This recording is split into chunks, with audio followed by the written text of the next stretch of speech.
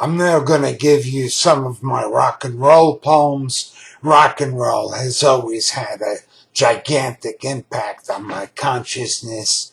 That's one of the few ways in which I don't deviate from my peers.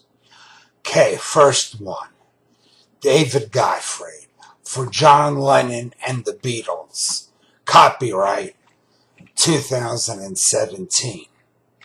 Beatles music can make me very angry. Eleanor Rigby is soft and sweet and stoically all alone. And Hey, You've Got to Hide Your Love Away is a gay man before Stonewall. And if you slander their melancholy majesty, I'll bust every bone in your beautiful body.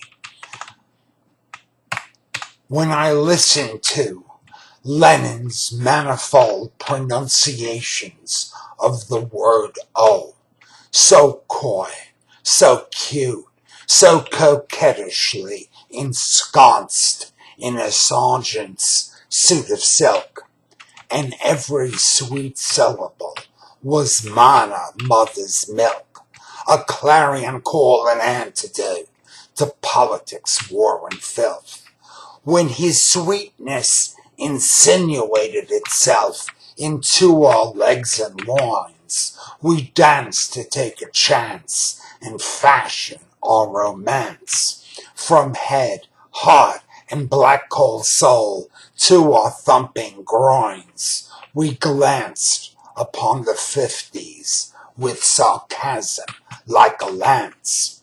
When I knew I was his brother, his chaste lover, his main man, we donned the rings of diamonds of Lucy in the skies. We discarded all the flotsam of the useless alibis. We brought heaven down to earth and were the greatest guys.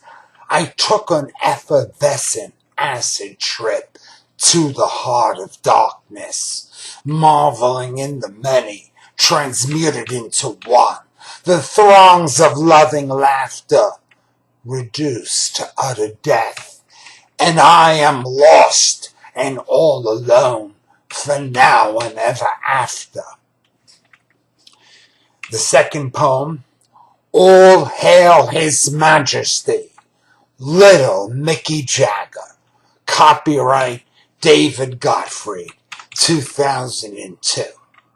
Rubied in the Tuesdays, the black and purple pounce, imbibing illicit elixirs in copious amounts, preening and screaming and annihilating dance. Jaggers on a roll, his army charging routes. All is red and purple, violent violet hues. The beat is hard and driving, the energy a cruise. The mass is in mayhem, Pentecostals in pews, reveling in vibrant, immoral avenues. He wears scarfs of scarlet, rampaging on the stage, exuding and extruding a manic, joyous rage. He burns with a fever you cannot hope to gauge. From this warlock spell you cannot disengage. His sister is morphine, his cousin is cocaine. When he speaks he scowls with eminent disdain. His hair's a black flower that does not need the rain, belittling the sun, the plenitude of the plain.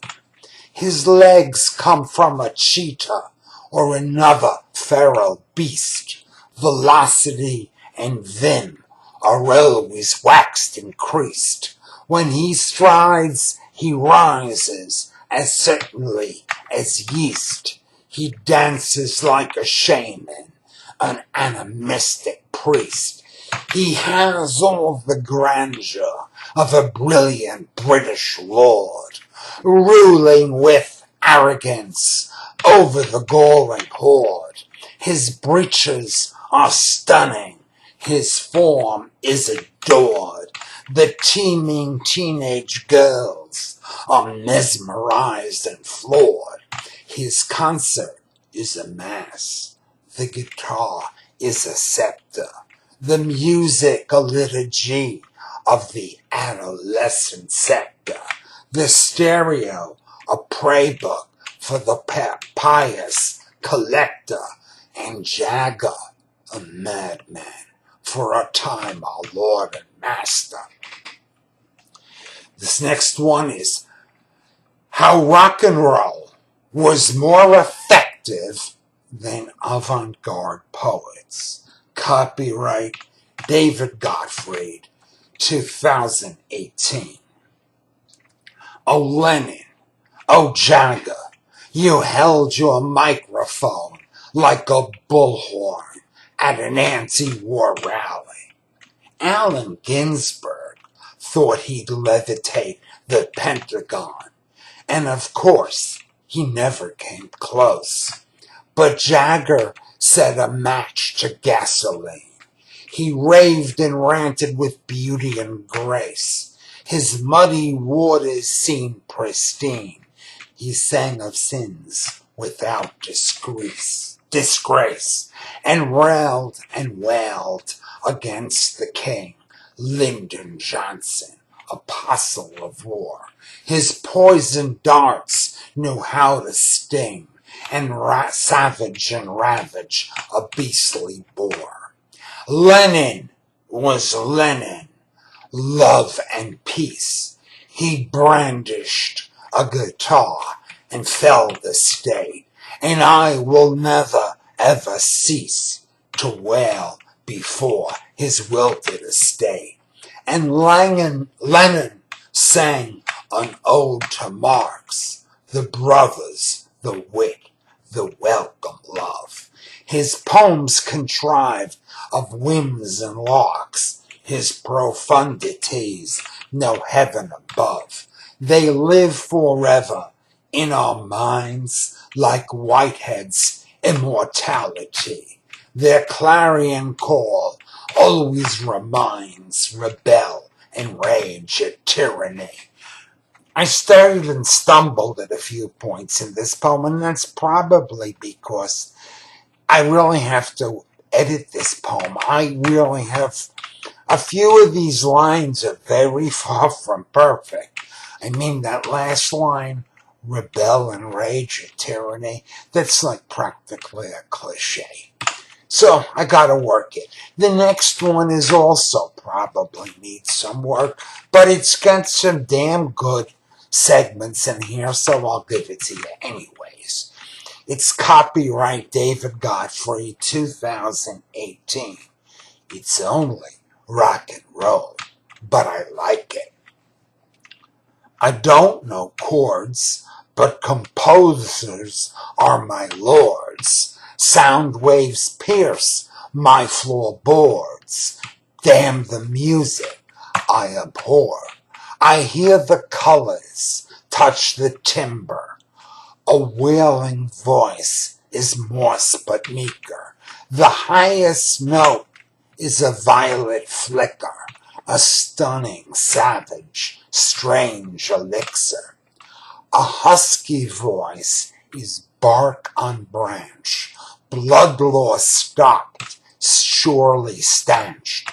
Ills that came as an avalanche will wane and wither and come to blanch.